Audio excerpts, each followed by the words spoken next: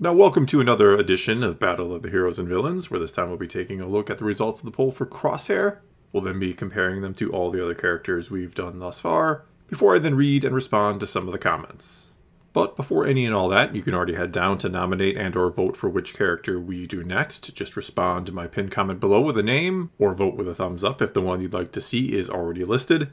Whatever single comment then gets the most votes in the next 24 hours or so will be the winner and the character we do next. Alright, and on to the results for Crosshair, where we'll see that 27% of voters gave him an A, 51% put him in the B tier, 16% went with C, which left 3% to give him a D, and a final 4% to give him an F. And so when we do all the math here and consider A a score of 5 and F a score of 1, that means Crosshair ends up with an average score of 3.97 and into a tie for 35th place with Kanan. However, since Crosshair had a higher percentage of A votes, which is our tiebreaker, that means he edges him out and takes sole possession of 35th place. Which is, yeah, I think about where I saw him finishing, though I wouldn't have been too surprised if he had finished maybe even a little higher than he did. And I think maybe being in The Bad Batch, being in a show that, if we're being honest, not everyone watches or enjoys, I don't think it did him any favors, because as we'll discuss in a moment, I and many others think he is far and away the best character in that show. And before we get to the comments making that case, let me once again just take a moment to say thank you to everyone who votes, comments, or watches these or many of my videos. Also a huge thank you to everyone who supports this channel or my other channel over on Patreon. It is very much appreciated. And now let's kick this off, as we always do, with the top-rated comment, which this time came to us from Crossfire34, who said, "The only thing keeping him from being an A is we didn't get enough of him before he turned against the Empire. His story carries the whole show, and it's just a shame we didn't get more of it." And, I mean, I don't know that he carries the whole show. There are other pretty good or interesting aspects to it. Some of the non-Crosshair episodes have been pretty solid, like the Coruscant episodes in the middle of the season, which he wasn't in. Though sure, without him or his story, I think the show on the whole is maybe looked at as being maybe a little mid or average. I don't know that the story of the actual Bad Batch, or those who are still members of the team, I don't know that it's really keeping you locked in, invested week in and week out. Even those Coruscant episodes I mentioned a moment ago, they weren't exactly fantastic because of the Bad Batch themselves. They weren't even in one of the two episodes, for example. Either way, I do think there could have and probably should have been a bit more with Crosshair overall before kind of the culmination of his I'm with the Empire story arc. I think some of the episodes featuring the team or the non-Crosshair team, they do feel a bit like filler at times, even though yes, a lot of them do come around and have at least some kind of importance later on. But I do think an extra Crosshair episode here or there, or maybe one or two per season, would have been nice and further help what was already a very solid story that we got out of him.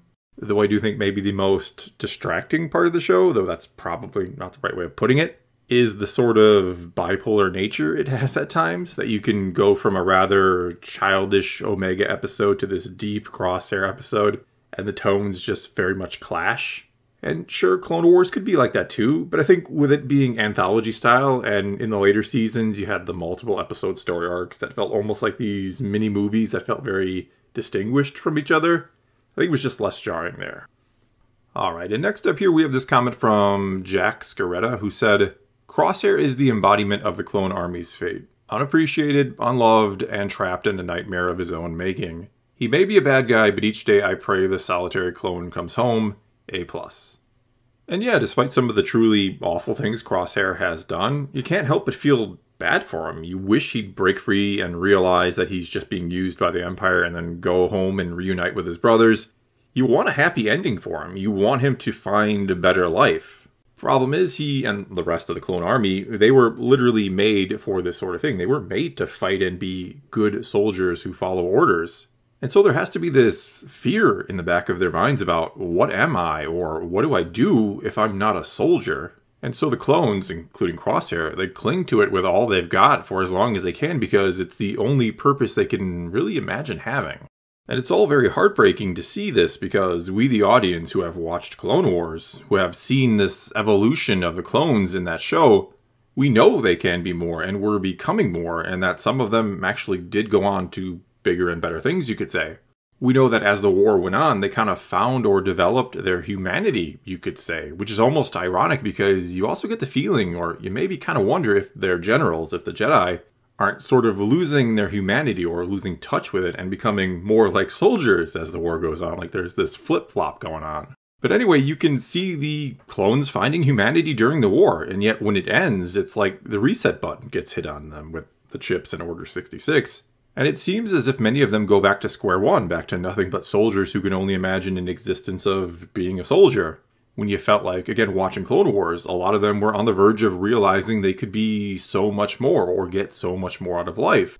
You could almost envision a sort of happy ending for them during the Clone Wars if you put aside what you knew was coming. Because in the back of your mind, you knew it was going to be a tragic ending for almost all of them. Which is the horrible beauty of that show and what it did for the clones. Because before it, when there was just the prequels, I'm not sure how many people ever really gave much thought to the fate of the clone troopers, beyond the more generic whether or not they become stormtroopers or not.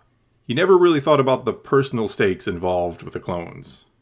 Okay, moving on now, our next comment comes to us from J.C. King, who said, "The absolute lack of hesitating before murdering the Imperial officer is one of my favorite moments from any movie or TV show ever. Such an awesome, I hate you and I've got nothing left to lose moment." And that is such a chilling moment, and no pun intended considering they almost freeze to death, but it is him realizing that the Empire does not care about them, about him or his fellow clones at all. That they are viewed as little more than Imperial property to be done with as they please, to be used or disposed of as they see fit. And so, as I was talking about before, with Crosshair thinking or fearing, you could say that there's nothing more to life than this, than being a soldier, that without it he's nothing, or a man without a cause or a purpose, with it being virtually the only thing he lives for or has ever known. It does take a long, long while for him to come to the realization that it takes the events of what I think is the best episode of The Bad Batch by a pretty long shot. It takes all that to accept that maybe having no meaning or purpose in life is better than the one he's holding on to. And so when he shoots the officer, he probably does figure, what's the worst they can take or do to me? My life? Because I don't think he truly cares if they kill him or not. In fact, he might just kind of hope they do. Because again, the only thing he had to live for, being a soldier, is meaningless now.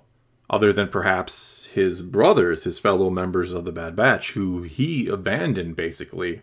Which is what really makes it tragic, especially, again, for us, the viewer, because while the rest of them are off kind of finding this new purpose in life, as they're on this island paradise, ironically enough, finding meaning, here he is on a frozen, desolate world, left to die alone with no one to care about him. Alright, let's get to a few final comments before wrapping this up, starting with this one now from Marvin Martinez, who said, "The episode from Season 2 of him surviving in the cold, harsh snow really changes his perspective on the Empire. I'd argue it's as impactful as the One Way Out episode of Andor. Solid A." We also then have this comment from XR Stevenson, who said, "His skill aboard Trench's command ship told me everything I needed to know about how effective and efficient this man is at killing. The batch would literally be unkillable if Crosshair never left." Next up, this one from Jet Blast, who said, "While he may not get as much screen time as the other squad members, he certainly commands it every time he appears. The best episodes always include Crosshair, particularly the episodes dedicated to him. That speaks to how well written and compelling his character is. Even though he felt duty-bound to serve the Empire, we root for him because we want him to find his way back home to his squad. Underdeveloped or not, he's A material in my book." We then have this comment from author Jonah White, who said, "He made a good antagonist with a great character arc that made me sympathize and feel for him in the end." Also then this one from Istari, who said, "A solid B with potential to move up. His appearance in the later part of Season 2 were first rate, and I am looking forward to seeing more of him in Season 3. And finally this one from James F, who said, "Crosshair is an incredibly well-written character with a great arc. Even though he appears comparatively rarely in Bad Batch, his story always commands the viewer's attention. Even though he may not be among the legendary characters of the series, his complex, compelling character easily earns him an A in my book." Well, that's all I got for you this time. Now it's your turn to take to the comments below and tell me what you think of Crosshair, or what you think of what I or anyone else had to say about him here in this video. Or you can always nominate and or vote for which character we do next by responding to that pinned comment below. Whatever you choose to do, leave a comment below and let's talk some Star Wars. And until next time, thanks for watching.